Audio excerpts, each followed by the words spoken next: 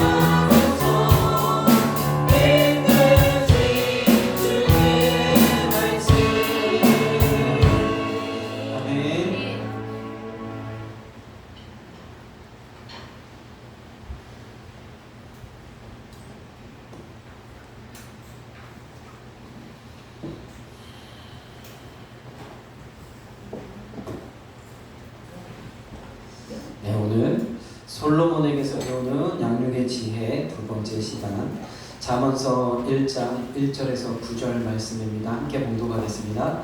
다윗의 아들 이스라엘 왕 솔로몬의 잠언이라. 이는 지혜와 훈계를 알게 하며 명철의 말씀을 깨닫게 하며 지혜롭게 의롭게 공평하게 정직하게 행할 일에 대하여 훈계를 받게 하며 어리석은 자로 슬기롭게 하며 젊은 자에게 지식과 근신함을 주기 위한 것이니 지혜 있는 자는 듣고 학식이 더할 것이요 명철한 자는 모략을 얻을 것이라. 잠언과 비유와 지혜 있는 자의 말과 그 오묘한 말을 깨달으리라. 여호와를 경외하는 것이 지식의 근본이거늘 미련한 자는 지혜와 훈련을 멸시하느니라. 내 아들아 내 아비의 훈계를 들으며 내 어미의 법을 떠나지 말라. 이는 내 머리에 아름다운 관이요 내 목에 금사슬이니라. 아멘. 이 잠언의 1장의 1절부터 9절에 있는 말씀 가운데서도 우리가 하나님의 그 뜻을 볼 수가 있죠. 유독 잠언의 말씀만 읽고 깨달으면 지혜를 얻으리라. 그것이 아니라 하나님의 말씀을 우리가 읽고 깨달으면 그 안에서 우리가 구원도 얻지만 이 세상을 살아가는 지혜도 얻게 되는 줄 믿습니다. 그도 그럴 것이 하나님이 세상을 창조하셨거든요. 하나님의 원리대로 이 세상이 돌아가게 되어 있거든요. 우리 사람 사는 복잡한 이 세상에 이 모든 것의 숨은 손길이 하나님의 이러한 법칙대로 되어지는 줄 믿습니다. 그렇기 때문에 우리가 하나님을 깨달으면 인생의 지혜, 사람과의 관계 속의 지혜, 또한 양육의 지혜, 우리 가정을 세워가는 이런 지혜들을 누릴 수 있게 되는 줄 믿습니다. 그래서 하나님의 말씀을 가까이 하는 것이 결국에는 모든 지혜와 지식의 근본이 되어집니다. 참 정말 진리의 말씀인 줄 믿습니다. 그래서 가만히 보면 이 세상에 참 많은 영향력을 끼치고 뭐 좋은 일들을 하고 많은 가면들 또 감동적인 이야기들 이런 것들 전해주시는 많은 사람들이 있죠. 그런데 가장 절대 다수를 차지하는 이 시대의 지식인들, 이 사회의 사회를 계몽하시는 분들은 목사님이라는 걸 알 수가 있어요. 우리나라에 참 많은 훌륭하신 목사님들이 계시죠. 또 이름도 없이 빚도 없이 주어진 양들을 또 하나님의 말씀대로 가르침에 양육하시는 목사님들도 많이 계십니다. 큰 교회는 큰 교회 나름대로 하나님이 사용하시고 작은 교회는 작은 교회 나름대로 사용하신다는 거예요. 그 교회에 보내신 양들, 그 양들에게 허락하신 주의종, 그 주의종의 입술을 통해서 전해주시는 하나님 말씀이 그들을 변화시킬 수 있기에 하나님 그렇게 하셨는 줄 믿습니다. 그 사람들은 그 목사님이 다스릴 수 있다는 거죠. 그렇게 해서 보내주시고 하나님께서 이렇게 관계를 맺게 하셨는 줄 믿습니다. 우리 교회도 마찬가지로 저를 이 강단에 세우신 것은 저를 통해서 또 우리 성도님들을 또 말씀으로 양육하게 하실 하나님의 뜻이 또 계획이 있는 줄로 믿습니다. 그래서 가만히 제가 이제 어릴 때에 저희 아버님이 목사님이시잖아요. 많은 인간적인 모습을 보잖아요. 아버지 인간적인 육신의 아버지를 보잖아요. 그래서 참 뒤에 사자 들어가는 그 직업들이 참 많은데 박사도 있고 의사도 있고 검사, 판사. 근데 왠지 모르게 목사님은 저의 그 어떤 그 레벨 순위에서 한참 하위에 있었어요. 그래서 저보고 목사할래 그러면 아니. 자, 어차피 저는 앞에서 그렇게 하는 것도 잘 못할 뿐더러 아닙니다. 저는 더 좋은 그런 일들을 하고 싶습니다. 그렇게 생각했던 그 시절이 있었습니다. 근데 인생이 참 내 뜻대로 되나요? 잘할 것 같은데 안 돼요. 우리 안에 있는 연약함이.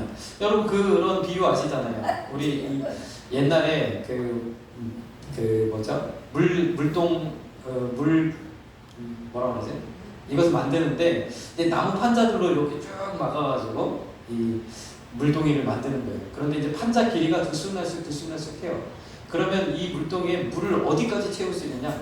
어느 수준까지 가장 많이 채울 수 있느냐? 그게 여러 가지 판자의 길이가 쫙 이렇게 둘러져 있는데 가장 작은 판자의 길이에 제한을 받을 수 없다는 거예요. 다른 판자들은 다 길이가 기는데 그 중에 하나만 좀 길이가 작아도 거기에 제한을 받을 수밖에 없다는 거죠.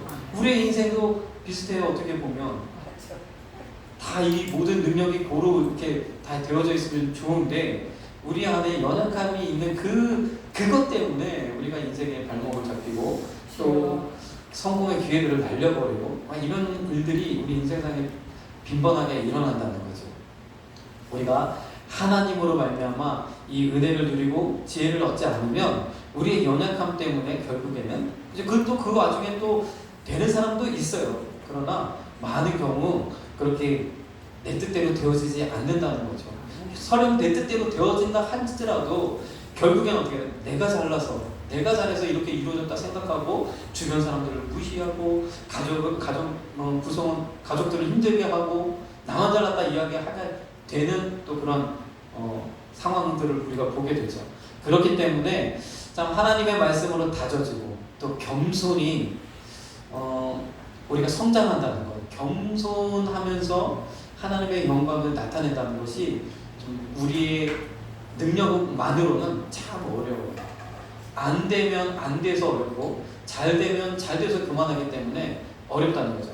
하나님이 함께 하셔야 되는 줄 믿습니다. 하나님께서 어려운 가운데 우리에게 힘을 주시고 지혜를 주시고 붙으셔서 하나님의 잘 되게 하세요. 그래서 정말로 내가 잘 되었는데 내가 천배복을 받았는데 내 힘이 아니야. 이건 하나님이 하셨다라고 고백할 수밖에 없는 이 상황들을 통해서 하나님이 역사하시는 줄 믿습니다. 하나님이 겸손하게 하시고 하나님께 영광 돌리게 하시고 하나님의 그런 아름다운 그런 가치들을 주변에 있는 많은 사람들에게 나타내게 되는 줄 믿습니다. 그래서 참 하나님을 경외하는 것 우리에게 참 필요한 일이죠. 그래서 우리 교회도 가능하면은 이러한 일들을 우리 자녀들을 믿음 안에서 양육하고 또 이 성경적인 지혜로 성경적인 세계관으로 또 하나님이 요구하시는 그런 믿음 안에서 승리하는 이런 자녀들로 우리가 참 성장되기를 원하는데 그렇게 하기 위해서는 참 세상 교육기관, 학교, 학원 여기에다 맡겨둘 수 없죠. 분명하죠. 지식은 늘려줄 수 있습니다. 뭐 여러 가지 계산하고 또 연구하고 이런 지식들은 늘려줄 수 있지만 다른 방법, 지혜를 줄 수 없다는 게 너무 안타까운 거죠. 우리가 살아가면서 이 지혜를 받아야 되는데, 지혜를 누려야 되는데 이러한 일을 할 수 있는 그러한 일들을 우리가 참 감당했으면 좋겠다. 새로운 비전들이 좀 생겨나요. 그래서 제가 이런 일들을 참 어떻게 감당할 수 있을까? 어떤 사람들을 세워서 어떻게 일을 조직해서 무엇을 가지고 이런 것들을 할 수 있을까? 이런 고민들을 좀 해봤는데 한 가지 좀 지혜를 하나 얻었습니다. 뭐냐면 우리 아까도 저 안에서 좀 이런 이야기를 했는데 조금 이거는 어떻게 보면 약간 무슨 좀 속물 같은 이야기가 될 수도 있지만 하나님의 일을 하는 데 있어서 가장 중요한 게 있습니다. 믿음이 중요하지. 믿음이 중요한데 무엇보다도 하나님의 사업을 이루기 위해서는 물질이 필요하더라고요. 돈이 필요하더라고요. 이 부분은 우리가 무시할 수 없는 그 부분이에요. 그래서 하나님이 우리에게 축복하시고 평안 주시고 능력 주시는 뿐만 아니라 우리 삶 가운데서도 하나님 열어주셔서 축복하셔서 재물을 얻을 능을 주셔서 우리에게 일을 감당할 수 있는 그런 일들을 허락하실 줄로 믿습니다. 그렇게 하나님 하신다는 거죠. 그래서 가만히 보니까 제가 신앙의 어떤 척도도 예배 잘 드리고 기도 잘하고 이것도 중요하죠. 이것도 분명 우리의 신앙의 모습을 보일 수 있는, 하나님 앞에 보일 수 있는 중요한 도구가 되지만 또 한 가지는 헌금 생활은 안 볼 수가 없는 부분들이 있어요. 그렇죠? 하나님 앞에 물질을 드리는 것을 보면 그의 마음, 보물 있는 곳에 내 마음이 있다 말씀하셨다.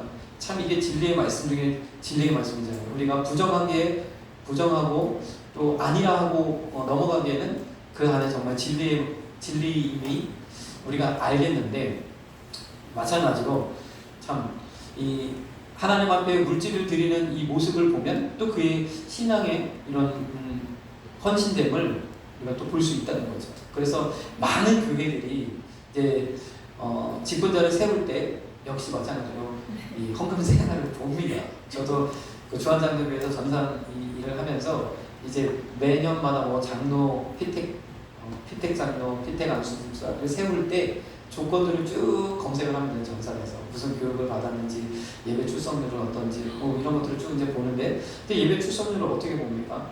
헌금 생활하는 거 보는 거예요. 거기는 이제 헌금은 자기 명의를 이제 헌금을 드리면 다 기록에 남거든요.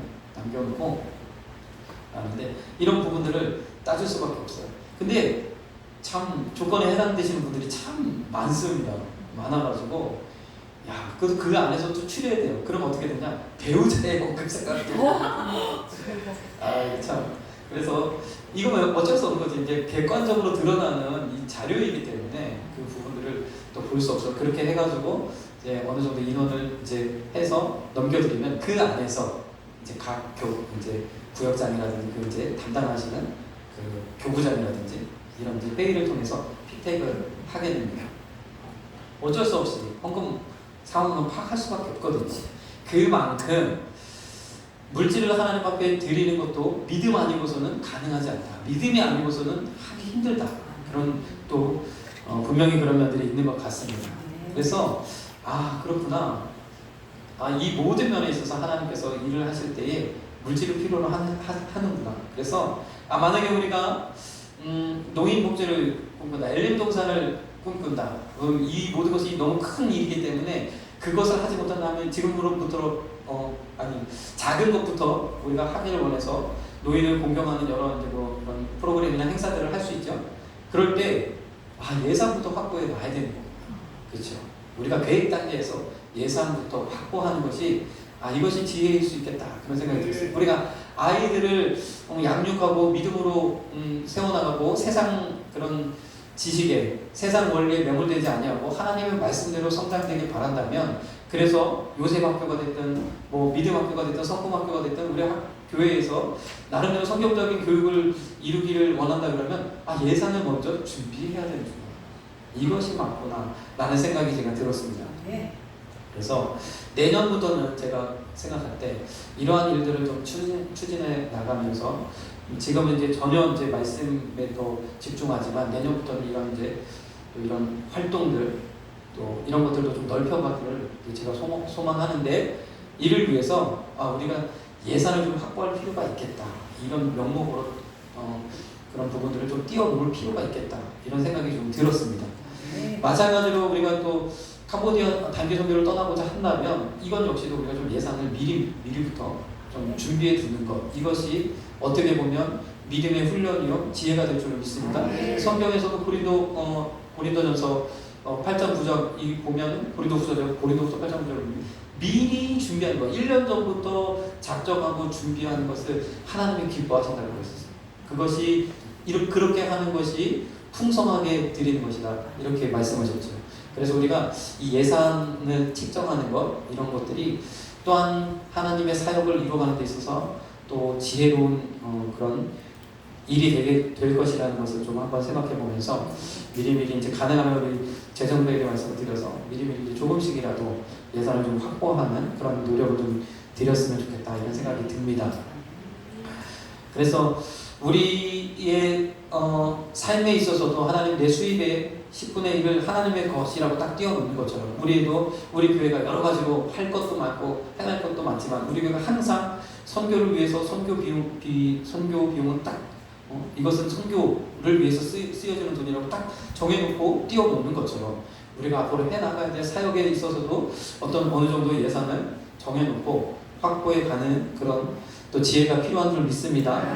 그래서 저도 이제 과거에 군대에 있을 때에 제가 군종을 맡았잖아요. 그러면서 이제 병사들을 좀 다스리고 저희가 있던 이 군대 교회는 저 민통선 안쪽에 저희 부대가 있다 보니까 목사님이 한 달에 한 번밖에 안 오세요. 그래서 한 달에 4주가 있으면 한 주 들어오셔서 설교하시고 나머지 3주는 제가 설교를 해요. 그때 하나님 연습을 시키셨어요. 참 재밌는데 그때 제가 설교를 해야 되는데 이게 제가 뭐 설교를 한 번도 해본 적도 없고 교회에서 뭐 해본 거는 참 모르겠어요. 아무튼 별거 없는데 설교도 해야 되고 하다 보니까 이게 어렵더라고요. 그래서 할 수 있는 거는 뭐냐면 많이 먹이고 맛있는 거 제공해주고, 그래서 이 물질 봉사를 해야 되겠다. 그래서 그때 이제 생각해봤는데 이 돈이 없잖아요. 그래서 막 주변에다가 막 연락을 드려가지고 후원 좀 해달라 여러 가지로 후원을 받아서 제가 막 초코파이도 사고 라면도 사고 막 이래가지고 막 행사도 하고 막 찬양대회도 하고 아주 재밌게 보냈습니다. 막 선물 걸고. 그리고 되게 좋아합니다. 병사들이 어디서 라면을 공짜로 먹겠습니까? 그 당시에는 군대 월급이 뭐 10,000원, 20,000원 이 정도밖에 안 됐는데, 그랬기 때문에 이 교회에 와가지고 막 행사하고 이런 거 선물 타가고 하는 되게 좋아했거든요. 돈이 필요하더라고요. 물질이 있으니까 이게 가능하더라고요. 그때 우리 저희 지금 큰 깊은 교회 사모님이 많이 이제 도와주셨었는데 매달 정기적으로 후원을 해주셨는데 나중에 갚으라 그러셨는데 기회가 되면 갚아야 될 것 같아요. 네, 아무튼 그런 과정들을 보면 역시 재물이 필요한 줄 믿습니다. 그래서 우리도 이런 이제 다른 사람을 먼저 세우고 조직을 먼저 세우고 이런 것도 중요하지만 예산을 확보해 놓으면 하나님이 또 이런 부분들을 또 이루어 가실 줄로 믿습니다. 또 예산을 확보함과 동시에 예산을 책정하고 기도하는 거죠. 채워달라고. 주님 반드시 이만큼 비용이 필요한데 채워달라고 기도하는 그런 이런 지혜가 우리에게 필요한 줄 믿습니다. 우리 자녀들에게도 자녀들의 삶이 하나님의 뜻 가운데 세워져 갈 때 그 자녀들의 삶 가운데 어느 정도 물질 훈련이 참 필요하다는 거예요. 가만히 보면 어릴 때부터 물질 훈련을 받으면 하나님의 것 구별할 줄 알고 남을 위해서 도와줄 줄 알고 자신에게 주어진 이 물질을 용돈을 나름대로 가치 있게 쓸 수 있는 법을 배운다면 그만큼 인생에 있어서 낭비하는 부분들을 버리고 없애고 성공할 수 있는 기회가 더 얻게 되는 줄 믿습니다. 그렇죠? 그래서 이런 부분들이 필요하죠. 우리 자녀들에게도 이런 물질 훈련, 또 하나님 말씀대로 또 살아가는 이런 훈련들이 필요하죠. 하나님의 것을 10분의 1을 하나님 앞에 드리는 이 훈련이 결코 작은 훈련이 아닙니다. 이것을 드리는 것이 믿음의 고백이 되고 하나님을 섬기는 기본이 되고, 이것을 왜 하나님께 드려야 되는가? 내 정말 피 같은 물질을 내 돈을 내가 먹을 거 먹어야 되는 내 마음대로 써야 될 것, 내 것인 것처럼 여겨지는 이 물질을 왜 하나님 앞에 먼저 드려야 되는가? 이런 질문을 통해서 하나님의 하심을 그들이 생각하게 되고 또 하나님의 뜻을 깨닫게 되는 줄 믿습니다. 오늘도 이 잠언의 말씀을 통해서 이 가정 가운데 하나님의 베푸시는 은혜를 우리가 보게 된 거죠. 지난주에도 말씀드렸지만 부모를 통해서 훈계하는, 부모를 통해서 가르치는 그 말씀이 하나님의 훈계, 하나님의 가르침이 되어져서, 다시 말해서 부모의 신앙이 그 가르침을 통해서 자녀들에게 전달되어질 때 그 자녀들의 믿음 안에서, 신앙 안에서 바로 성장되어질 수 있는 줄 믿습니다. 이게 안 되면 이게 안 되면 세상 가운데서 여러 가지로 좌충우돌하면서 실패를 겪으면서 또 하나님으로부터 때로는 매 맞으면서 이거 얻어야 되거든요. 그러니까 오래 걸린단 말이에요. 근데 우리 자녀들이 일찍 성장하기를, 일찍 성공하고 일찍 하나님의 영광을 드러내기 원하시면 어릴 때에 이런 훈련들이 되어지면, 믿음의 훈련들이 되어지면 그들이 성인이 되었을 때 하나님의 영광을 위해서 아름답게 사용되어지고 그의 평생을 통해서 하나님께서 역사하게 되어질 줄로 믿습니다. 얼마나 그래서 중요합니까? 그래서 또 이러한 부분들을 우리가 보게 되는데, 마찬가지로 자녀를 양육한다는 측면을 통해서 오늘 우리가 말씀을 보지만 내 자신을 세워가는 것, 나의 신앙을 세워가는 것도 마찬가지인 줄 믿습니다. 미리 세상 가운데서 실패 다 경험하고 하나님한테 맞을 때가 다 맞고 돌아오는 것보다 미리 하나님의 말씀을 듣고 거기서 지혜를 얻고 말씀대로 순종해서 나아가면 하나님의 그 모든 것, 인생의 과정들을 뛰어넘고 하나님의 축복으로, 그렇죠, 넘어가게 되어질 줄로 믿습니다. 말씀 중에 우리가 간접 경험, 그런 것들이 있잖아요. 내가 이 세상에 있는 것을 다 경험할 수 없는데 여러 사람들의 이야기를 듣고 또 책을 읽고 하면서 간접 경험하면서 인생은 이렇구나, 이럴 땐 이렇게 살아야 되는구나 하면서 다 경험하지 않는다 그러면 할지라도 우리는 알게 되잖아요. 그렇죠? 간접 경험을 통해서라도 우리가 얻을 수 있는 것처럼 하나님의 말씀을 통해서 우리가 체득되어지는 이 은혜를 통하여 빨리 지금의 우리의 단계를, 믿음의 단계를 끌어올리셔서 1000배의 축복 가운데로 나아가시는 저와 여러분들에게 간절히 소망합니다. 그를 위해서 오늘 이 솔로몬을 통해서 우리가 좀 지혜를 얻고자 하는 거죠. 이 부모님의 명령, 부모님의 훈계를 마치 하나님의 우리에게 말씀하신 그 말씀에 대한 태도처럼 다루신다는 거예요. 잠언서에 특히나 그것을 항상 내 마음에 새기고 내 목에 매라. 이거 하나님 말씀 그렇게 하라는 거죠. 항상 어디에 있든지 가르치라. 누워서도 가르치고 일어서도 가르치고 강론하고 그 말씀을 기억하고 생각하고 묵상하고 이렇게 하라고 이야기하는 거죠. 부모님의 말씀도 그렇게 하면 내 발의 등불이요, 내 빛이요, 내 생명의 길이라, 이렇게 이야기하는 것처럼 부모님의 입술을 통해서 전달되어지는 하나님의 말씀, 그것이 우리 자녀들을 살게 하는 줄 믿습니다. 신명기의 말씀과도 너무 우리가 이런 것들을 볼 수 있다는 거죠. 그래서 가정을 통해서 하나님의 말씀, 그래서 가정에서 자녀들은 우리 부모를 통해서 가장 먼저 인간관계를 쌓고 부모들을 통해서 하나님을 경험하는, 보이지 않는 하나님을 부모님을 통해서, 이 보이는 하나님이라 이야기하는 우리 부모님을 통해서 하나님을 경험하게 됩니다. 어마한 부모님 밑에 있는 자녀들은 어마한 하나님을 생각했어요. 불꽃 같은 눈동자를 나를 지켜주시면서 이렇게 보시는 그런 부모로, 하나님으로 연상하게 된다는 거죠.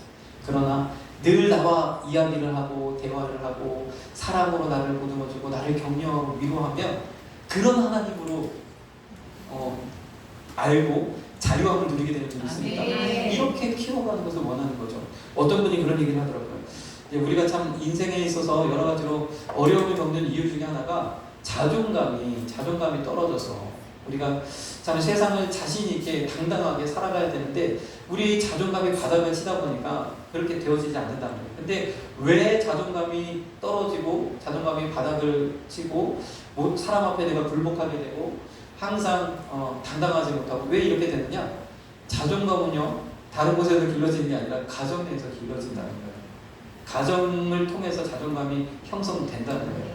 그런데 우리가 자라온 환경은 어찌 보면 자존감이 세워진 게 아니라 자존감을 계속 깎아먹는, 있는 자존감도 깎아먹는 그런 상황에 있다 보니까 우리가 이제 성인이 되고 이제 스스로 인생을 개척해 나가야 될 때 보면 이 무너진 자존감이 자꾸만 내 인생에 있어서 발목을 잡고 당당하게 힘있게 헤쳐나가야 그 분야에 있어서 우리가 자꾸 힘을 잃고 주저앉게 되는 그런 원인이 된다는 거예요. 우리 가정 내에 우리 자녀들이 자존감을 회복하는 그런 곳으로, 자존감을 훈련받는 그런 곳으로 그렇게 세워져야 될 줄 믿습니다.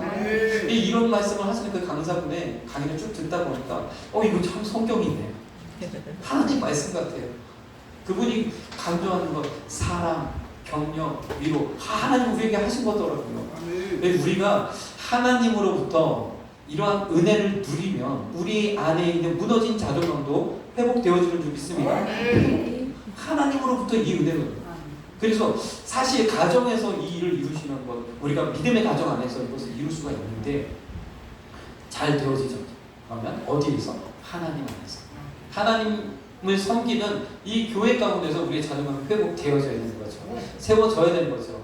저도 마찬가지였어요. 저도 자존감이 그냥, 저는 그래도 굉장히 성격이 좀 낙천적이고 어릴 때부터 좀 우리 할아버지, 저희 할아버지 전폭적인 지지 가운데 있었기 때문에 나름대로 그렇게 자존감이 뭐 바닥을 치거나 그러지는 않았습니다. 그래서 뭐 항상 긍정적이고 낙천적이고 그랬는데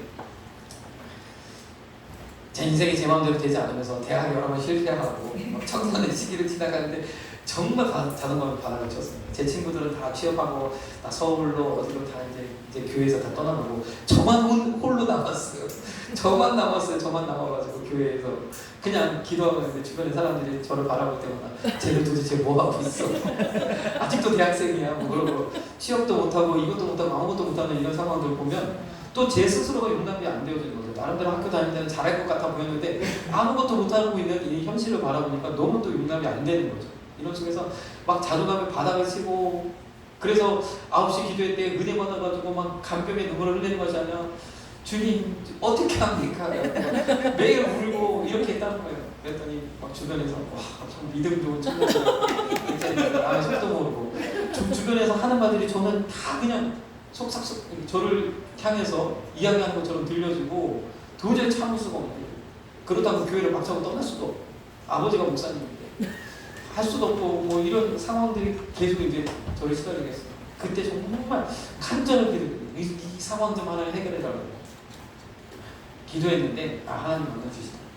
하나님 만나니까 자존감이 확 회복된다. 아멘. 자, 자존감이 바닥을 쳤을 때 제가 어떤 상황이었느냐, 남들이 뭐 한다면 에이 그거 별거 아니지. 제 친구가 뭐 어디 가서 이제 뭐 취업해가지고 무슨 뭐 프로그램 하고 그거 해가지고 뭐 얼마나 되겠어. 이거 그냥 다 깎아내리는 거예요. 저도 하지도 못하면서 그렇게 하고 뭐 다 그냥 뭐라 그럴까요? 부정적으로 바라보고 그러면서 저는 뭐 지금 앞길에 대해서 내 미래에 대해서 하나도 준비되는 게 하나도 없으면서 뭐 직업 훈련 같은 거 받고 열심히 일하는 사람들에 대해서 그냥 손바닥 밑에 보는 것처럼 그렇게 이제 바라보고 그랬단 말이죠. 그런 일들은 하고 싶지도 않고 눈에 들어오지도 않고 더 그냥 높은 일들을 해야 될 것 같은데 그런 거는 오히려 또 준비도 되어지지도 않고 참 그런 상황을 있었는데 이게 다 이 자존감이 없어져서 자존감이 무너져서 그렇게 되었던 것 같아요. 근데 하나님 만나고 나니까 세상이 바뀌어 보이고 어린아이들이 나를 괴롭히는 존재인 줄 알았더니 너무너무 사랑스럽고 이뻐지고 그렇게 바뀌어지고 세상이 정말 아름답게 보여지기 시작하면서 자신감이 생기는 거예요. 할 수 있다는 생각이 드는 거예요. 지금이라도 시작해서 벽부에 전봇대에 붙어있는 직업훈련 이거 보이더라고요. 저기 가서 공부해야겠다. 과거에 그거 안 보였거든요. 내가 그거나 하고 있을 존재가 아닌 것처럼 생각했다. 근데 저기 가서 공부라도 해야 되겠다. 훈련이라도 받아야 되겠다. 그래서 거기서 저기 용문동에 있는 그 국비 학원 가서 훈련 받고 그리고 나서 제 친구가 이력서 조작해줘가지고 제가 들어간 거 아닙니다. 그 자격 거기서 딴 자격증 그냥 그거 수료하면 웬만하면 다 자격증 주거든요. 어쨌든 그거 가지고 더 이상의 일을 할 수 있는 발판을 마련했던 거죠. 그래서 제게 주신 이런 짐들을 다 감당하게 하셨고 그것이 딱 끝나자마자 정확하게 이 자리에 오게 하셨는데 참 하나님께서 그렇게 인도하셨다는 거. 그래서 저도 나름대로 직장이라는 환경을 경험하게 하셨고 참 직장 생활이 쉬운 게 아니구나. 위에서 내려오는 압박, 또 업무의 또 스트레스, 뭐 여러 가지 그런 것들이 이게 쉬운 게 아니구나. 우리 참 성도님들이 이 바깥에서 이 사회 활동하는 게 정말 쉬운 일이 아니구나. 그런 거 저도 참 많이 느꼈는데 그런 과정들을 통해서 하나님이 이 자존감을 회복시키고 세워주셔서 이런 일들을 가능하게 하시는 줄 믿습니다. 이거 마찬가지로 이 말씀 안에서 말씀 속에서 우리가 은혜를 누리고, 그래서 그 어떤 좋은 책을 읽고 좋은 영화를 읽고 좋은 것을 관람하고 하는 것보다 말씀 속에서 예수 그리스도를 누리는 것이 가장 큰 행복입니다. 그 은혜를 우리가 누리면 부러울 게 없고 문제될 게 없는 줄 믿습니다. 그래서 항상 말씀의 은혜를 갈구하시고 갈망하시고 주님 앞에 나아가신 저와 여러분들이 되시길 간절히 소망합니다. 그래서 우리가 예수의 형상으로 바뀌어져야 되는데 우리의 생각, 우리의 지식, 우리의 사고, 우리의 이 시야가 주님의 그런 형상으로 바뀌어져야 될 줄 믿습니다. 고린도서 3장 10절에는 지식에까지 새로워지시는 저와 여러분들 되길 간절히 소망합니다. 그래서 오늘 이제 이 솔로몬을 통해서 우리가 첫째로 보겠는데, 지난번에도 한번 말씀을 드렸지만 우리가 성전을 세우는 그 마음으로 나의 신앙을 세워가고, 나 역시도 하나님의 성전인 것을 우리가 기억해서 하나님 앞에 나의 믿음의 성전, 이 믿음의 터를 세워가고, 또 우리의 가정도 믿음 안에서 세워지고 우리의 자녀들도 믿음 안에서 세워지기 위해서는 가장 중요한 게 지혜더라고요. 말씀을 지혜롭게 전달하는 그 은혜가 필요해요. 우리가 알긴 아는데, 하나님의 뜻을 알긴 아는데, 복음을 알긴 아는데 2% 이걸 말을 못해요. 표현을 못해요. 표현하는 게 쉽지는 않더라고요. 그래서 내가 알고 있는 것, 내가 누렸던 것, 내가 하나님께 받은 것을 내 입으로 표현할 수 있는, 그것도 그가 받아들일 수 있도록, 상대방이 받을 수 있도록 표현할 수 있는 그 지혜, 그 지혜를 우리가 구해야 될 줄 믿습니다. 마찬가지죠. 우리가 세상 가운데서도 우리가 업무를 하고 또 영업을 하고 무슨 일을 할 때 지혜가 필요하잖아요. 같은 말을 하더라도, 같은 상품을 팔더라도 그분이 이것을, 우리 한국말은 아다르고 어다르다고 하니까 기분 좋게 즐겁게 이 상품을 사용할 수 있도록 우리가 이 말하는 것, 그런 지혜가 필요한 줄 믿습니다. 이 지혜가 어디 있습니까? 이 지혜가 어디서 나옵니까? 하나님을 믿는 그 믿음 안에서, 그 마음 안에서 나온다는 거죠. 다시 말해서 이러한 지혜는 영적인 일이라는 거예요. 우리가 영적으로 바로 서서 영적인 능력이 길러져서 영적인 감각이 깨어나서 사람들을 대면하고 바라보면 그분들의 영적인 궁핍, 영적인 필요, 이런 것들이 보이기 시작한다는 거예요. 그렇게 되어지면, 그렇게 접근하면 훨씬 쉬워진다는 거죠. 이 세상을 주름잡는 많은 사람들이 대부분 다 보십시오. 영적인 사람들이 많습니다. 영적인 고민들을 가진 사람들이 많습니다. 영적인 사람들이 가장 큰 능력을 발휘하는 줄 믿습니다. 이런 영적인 지혜, 책을 많이 읽어서 박식해서 모든 상황을 은밀하게 분석해서가 아니라, 왠지 모르겠는데 잘 말로 설명은 못하겠는데 우리 안에 영적인 감각이 깨어나서 보이는 거죠. 길이 보여지고 방법이 보여지고 그렇게 되어지는 그런 은혜를 누리시길 간절히 소망합니다. 그래서 교회 안에 신앙생활을 잘 하시는 우리 권사님들, 장로님들 분들을 보면 사실 세상적으로 큰 이름을 날리시고 그런 분이 아니었다 할지라도 그 입술의 권세를 볼 수 있어요. 우리 장로님 아시잖아요. 우리 장로님 기도 지금 이제 연로하셔서 이제 옛날에 그 모습이 조금 이제 덜 나오시지만 과거에 기도하는 모습을 한번 기억하시는 분들은 한번 추억해 보세요. 저는 정말 깜짝 놀랍니다. 좀 대단하시다. 어떻게 그런 그 상황에 딱 맞는 이런 기도를 그렇게 드리실 수 있을까? 너무 멋있거든요. 이러한 지혜가 우리 가운데 있어줘야 될 줄 믿습니다. 우리 자녀에게 신앙을 전달하는 것도 마찬가지예요. 교회 가야 돼요. 당연하죠. 헌금 드려야 돼요. 당연하죠. 근데 이 두 가지 말로는 전달이 제대로 되어지지 않아요. 우리가 마찬가지죠. 예수님 믿으세요. 이 단순한 이 말로 우리가 전도하는데 이 말 한마디로는 전달이 다 되어지잖아요. 무엇으로 전달해야 됩니까? 나의 삶으로 전달해야 되고, 나의 표정으로 전달해야 되고, 나의 모든 것을 전달해야 되는 거죠.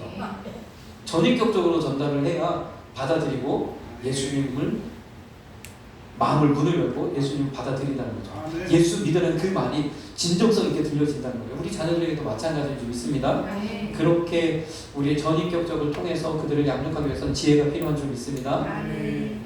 그래서 그 지혜를 구하시는, 후히 주시고 꾸짖지 아니하시니까 하나님께 지혜를 구하시는 저와 여러분들 되길 간절히 소망합니다. 아멘. 지혜를 구할 때 있어서 가장 좋은 것이 좋은 이 타임이 언제다? 새벽이다. 새벽 시간에 이 첫 시간에 시간을 정하시고 장소를 정하셔서 기도한다고 하실 수 있다면 교회에 나와서 새벽 예배 기도하신다면 하나님께서 놀라운 지혜와 함께 하십니다. 그래서 이 새벽 때에 여건이 허락지 않는다면 정하세요. 차도 괜찮아요. 화장실도 괜찮아요. 어디든 괜찮아요. 시간을 정하시고 짧든 길든 그 시간을 정하셔서 기도하십시오. 그러면 하나님 함께 하십니다. 왠 줄 아십니까? 그 자리에 하나님이 먼저 기다리십니다. 아멘. 내가 그렇게 장소를 정하고 시간을 정하면 그 시간 그때 그곳에서 하나님 먼저 기다리십니다. 그래서 우리가 나아가면 하나님 우리 안에 말씀하세요. 잘한다. 내가 너를 사랑한다. 내가 너에게 앞으로 장래의 일을 보이겠다. 말씀하시는 줄 믿습니다. 아멘. 그래서 우리가 그것이 절대 기도라는 거죠. 아멘. 절대 기도에 도전하시는 저와 여러분들 되어지길 간절히 소망합니다. 아멘. 지혜 있는 분들을 보시면 이러한 삶의 모습을 분명하게 그분들을 볼 수가 있어요. 신앙에 있어서, 사역에 있어서, 삶에 있어서 지혜로우신 분들은 이렇게 절대적인 기도 훈련들이 되어지는 분들이에요. 우리가 지금부터 지혜를 위해서라도 이런 기도의 자리로 나아가신 저와 여러분들에게 간절히 소망합니다. 그래서 이 목사님들은 다 왜 지혜가 있나 했더니 어쩔 수 없이 해야 되잖아. 제가 기도해야 되고 기도해야 되고 이 시간들을 정해놓고 하니까 하나님 좀 지혜를 주시더라고요. 제가 과거에 아까 말씀드렸죠. 저희 아버님, 육신의 아버님을 뵈면서 목사님은 한참 아래에 있었거든요. 근데 어느 날 하나님이 만나주셨는데 그거를 지적하는 거예요.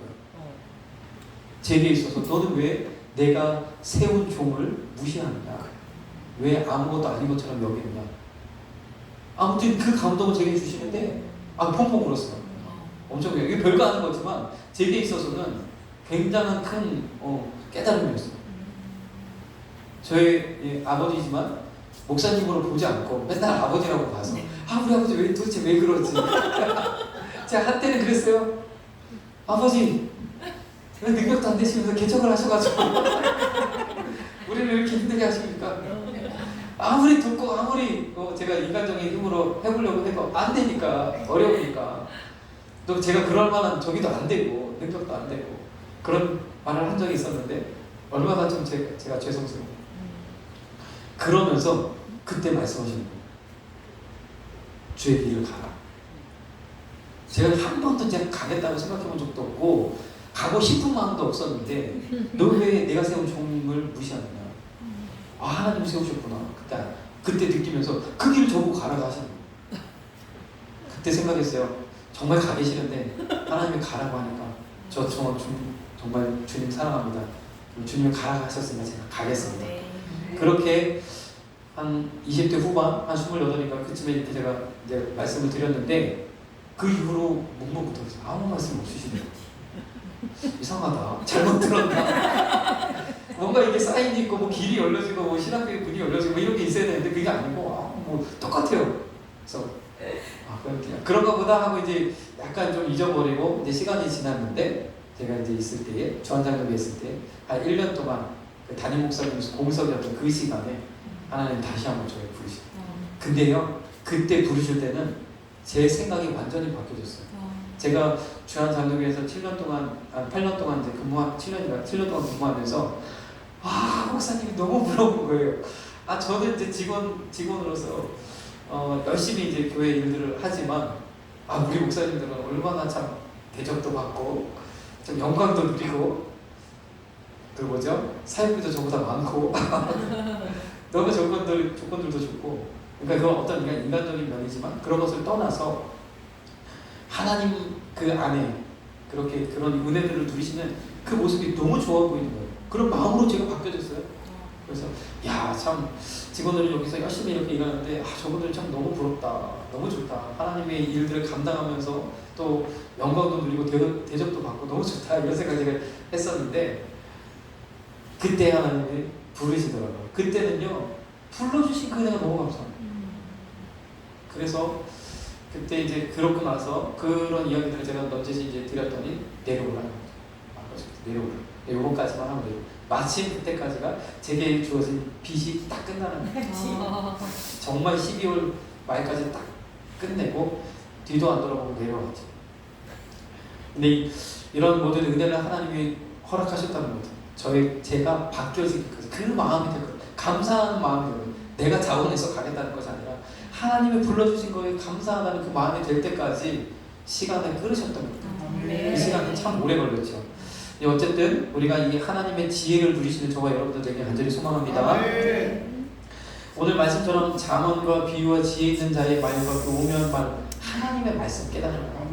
하나님 말씀 속에 들려있는 담겨있는 그 보화를 캐내라고 이야기하는 거예요. 그 보화가 얼마나 값진지 그 한번 그 맛을 들이기 시작하면 이거 뭐 헤어나올 수 없습니다. 꿀송임처럼 달고 기쁘고 은혜가 넘치는 줄 믿습니다. 그 지혜를 받아 누리시는 저와 여러분들에게 간절히 소망합니다.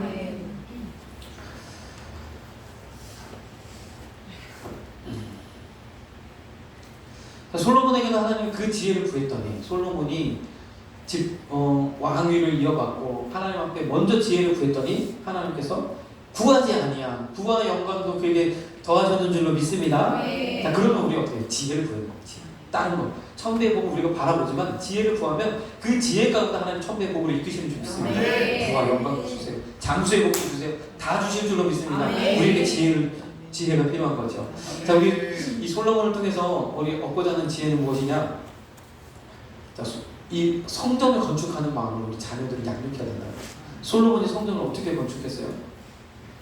솔로몬이 성전을 하나님이 주신 그 식양대로 그대로 건축하기 위해서 얼마나 애를 쓰고 자신의 그 주어진 지혜를 총동원해서 이 성전을 건축했잖아요. 어떻게 건축했냐면 이 성전 이 재료들을 가져오는 그곳에서 다 다듬고 그곳에서 다 처리한 다음에 성전이 지어지는 그곳에서 조리만 했다는 거예요. 철 면장 소리가 안 나게 아주 조용하게 이렇게 성전을 건축했다는 거죠. 이렇게 세심하게 모든 지혜를 총동원해서 성전을 건축하는 마음으로 우리도 또한 자녀들을 양육해야 되는 줄 믿습니다. 참 이 돌을 뜨는 곳에서 치석하고 가져다가 건축하였다. 이 이야기는요, 이 출애굽기 20장 25절 또 신명기 27장에 있는 말씀처럼 다듬은 돌로 쌓지 말라 하신 그 말씀을 그대로 이어서 그가 성전 건축의 방법으로 사용한 거죠. 다듬지 말라. 철 연장은 되지 말라 하나님 말씀하셨어요. 그래서 가끔 보면 우리가 자녀들이 내 것인 것으로 생각하고 하나님이 내게 주신 것으로 생각해서 우리가 다듬어서 우리가 어떻게 만들어서 뭐 훌륭한 인물로 만들어가지고 어떻게 하고 싶은 그런 욕심이 있죠. 부모가 똑똑하면 똑똑할수록 자녀는 이렇게 하기가 쉽습니다. 근데 오히려 그것이 아니라 가공하지 않은 있는 모습 그대로, 나도 마찬가지죠. 나도 하나님께서 나를 사용하실 때 있는 모습 그대로를 하나님 사용하시는 줄 믿습니다. 우리 자녀들 가운데서도 있는 모습 그대로를 하나님 사용합니다. 그들에게 하나님 주신 것이 있다는 거예요. 그들에게 베푸신 하나님의 재능들이 있다는 거죠. 이것들이 발현될 수 있도록, 이것들이 하나님의 영광을 위해 쓰여질 수 있도록 우리는 어떻게 된다? 성전을 짓는 그 마음으로 양육해야 되는 줄 믿습니다. 그들도 나도 하나님의 성전인 것처럼 그들 역시도 하나님의 성전이 되어줘야 돼요. 하나님이 그들 가운데 임재하셔야 돼요. 그러니까 어떻게 해요? 그러한 일들을 가능할 수 있도록 우리가 지혜를 구하고 지혜로 그들에게 다가가야 되는 줄 믿습니다. 그 구체적인 면들은 제가 일일이 다 말씀도 못 드리고 알지도 못하지만 이 대략적인 이 총론적인 말씀을 드립니다. 그럼 여러분들이 각자의 삶의 현장 속에서 지혜를 구하셔서 그 지혜로 성전을 건축하는 마음으로 내게 주어진 자녀들, 또 양육자들, 또 영혼들을 담당하시는 저와 여러분들 되길 간절히 소망합니다.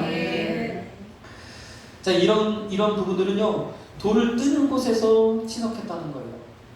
다시 말해서 스스로 이 다듬어지는 과정, 있는 모습 그대로, 그러나 다듬어질 필요가 있어요. 돌을 있는 그대로 쌓다 보면 튀어나오고 짝이 안 맞고 막 이런 것들 때문에 여러 가지로 어려움이 있잖아요. 돌을 쌓는 데 있어서 좀 말끔하게 다듬어진 모습의 도리라면 참 좋은데 그렇지 못하면 다듬을 필요가 있다. 스스로 다듬어져야 돼요. 스스로. 그의 인생 가운데서 스스로 절제되어지고 스스로 노력하고 그 속에 있는 것이 발현될 수 있도록 스스로 조심하고 이렇게 함으로써 하나님이 사용할 만한 하나님이 쓰시기에 합당한 그릇이 스스로 되어져야 될 줄 믿습니다. 그렇게 될 수 있도록 우리가 최대한 후원하고 최대한 어떻게 그 위로하고 힘을 주고 사랑하고 이렇게 해야 될 줄로 믿습니다. 그리고 또 하나님은요 목소리를 높이지 이렇게 말씀하고 있습니다. 이사야 42장에 보니까 목소리를 높이지 아니하시며 그 소리로 거리에 들리지 아니하시며 상한 갈대를 꺾지 않으시다고 했어요. 그렇죠? 상한 갈대를 꺾는 건 부모들인 것 같아요. 가뜩이나 지금 여러 가지로 문제를 당해서 상해져 있는데 너는 그거밖에 안 되냐 하면서 꺾어버려. 이러면 안 되지 않습니까? 목소리를 높여서 철소리를 내서 그를 다듬는다고 하는 것이 오히려 역효과를 낼 때가 더 많다는 거죠. 그래서 참 상한 갈대를 꺾지 아니하시는 나에게도 하나님이 이렇게 역사하셨는데 우리 자녀에게도 동일하게 우리가 이렇게 대하고 내가 다스리는 내가 감당하는 영혼들에 대하여도 우리가 이 마음으로 감당해야 되는 줄 믿습니다. 상한 갈대를 꺾지 않는 마음 필요하다는 거죠. 주님이 나를 그렇게 하셨는데 나도 그렇게 마땅히 해야 되는 줄 믿습니다. 그 안에 빌보서 2장 13절에는 소원을 주고 행하게 하신다는 거예요. 우리 자녀들 가운데도 하나님 소원을 주시고 그들에게 꿈과 비전을 주시고 행하게 하실 줄로 믿습니다. 그렇게 하게 해달라고 우리가 기도해야 되는 거죠. 우리가 강제적으로 꿈을 어떻게 그들에게 주입하겠습니까? 내가 못한 것 우리 자녀들은 꼭 이뤘으면 좋겠다라고 생각해서 그 일을 시키면 그게 되어집니까? 옛날엔 좀 그래도 순종하는 마음으로 따라갔을지 모르는데 더더욱 안 된다는 거죠. 지금 일본이라는 나라가 실패하는 원인이 뭐냐면 일본은 참 희한한 나라예요. 한번 스시집을 하면 아버지도 스시집, 할아버지도 스시집, 아들도 스시집, 손자도 스시집. 그래서 심지어는 국회의원을 하다가 국회의원 내려놓고 아버지 이제부터 제가 아버지 가고 이어서 스시집을 이어가겠습니다. 그런다는 거예요. 그래서 일본이 망했다는 거예요. 우리나라는 반대잖아요. 나는 이렇게 했는데 적어도 내 자녀는 이 일은 하지 않았으면 좋겠다. 그런 마음 우리가 품고 있어서 변화가 우리는 일어났는데 일본 변화가 안 돼가지고 그랬다고 어떤 분은 또 그렇게도 이야기를 하시더라고요. 우리 자녀들 가운데도 소원을 두고 행하시는 줄 믿습니다. 그 믿음을 가지고 격려해 주시고 반드시 하나님께서 행하실 것을 기대하시면서 믿음으로 나아가신 저와 여러분들에게 간절히 소망합니다. 두 번째는요. 철 연장 소리가 안 났다는 거죠. 시끄러운 소리가 안 났다는 거죠. 아까도 제가 남생일 때 말씀을 우리 아이가 커가니까 제 목소리가 자꾸만 커져요.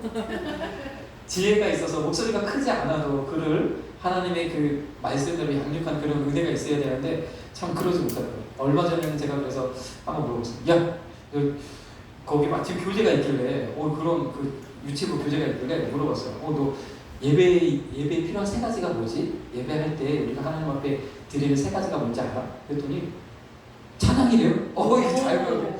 그럼 또 하나는? 말씀이래요? 뭐라? 야, 그럼 또 하나는 뭐지? 그리고 기거든. 기도! 이야, 우리 교회 잘하는구나. 알고 있더라고요. 그쵸? 그래서 이런 여러 가지 다양한 방법들을 통해서, 지혜를 통해서 하나님의 말씀을 그들에게 정말 큰 소리가 아닌, 너 이것도 몰라? 이게 아닌, 하나님의 말씀으로 기르시는 은혜가 있어야 될 줄 믿습니다. 철 연장 소리가 들리지 아니하였다는 것은 그만큼 하나님의 말씀이 들렸다는 이야기가 될 줄로 믿습니다. 그렇죠? 하나님의 말씀이 들려지도록 내 언어, 내 목소리가 들려지는 것이 아니라 하나님의 말씀이 들려지도록 그렇게 할 수 있는 그 지혜가 우리에게 있어야 될 줄 믿습니다. 그래서 참 하나님 말씀 듣기를 사모하고 말씀 듣는 것을 기뻐하고 이렇게 되어지기를 우리가 참 소원하죠. 근데 참 말씀을 듣기 위해서는 기본적인 은혜의 방편들이 필요해요. 성경을 좀 가까이 하고 말씀들을 좀 읽고 하는 그런 과정들이 필요합니다. 전혀 모르면 무슨 말인지 못 알아듣거든요. 그래서 이런 부분들을 할 수 있도록 우리 아이들을 내 선에서 이제 케어할 수 있을 때 말씀을 읽게 하시고 말씀을 암송하게 하시고 우리 주일학교는 매일 이제 말씀을 암송한다고 하는데 너무너무 잘하는 거죠. 그렇게 해서 하나님의 말씀이 귀 가운데 들려주고 마음 안에 새겨지면 반드시 언젠가 그 말씀이 그들을 인생을 사로잡고 나갈 줄로 믿습니다. 그래서 이렇게 되길 원하는 거죠. 주의 말씀의 맛이 어찌 내게 그리 단지요. 그렇죠. 이런 은혜를 사모하시고 이렇게 되어지길 간절히 소망합니다. 기도하겠습니다. 사랑해 주님 감사합니다. 오늘도 우리 가운데 우리를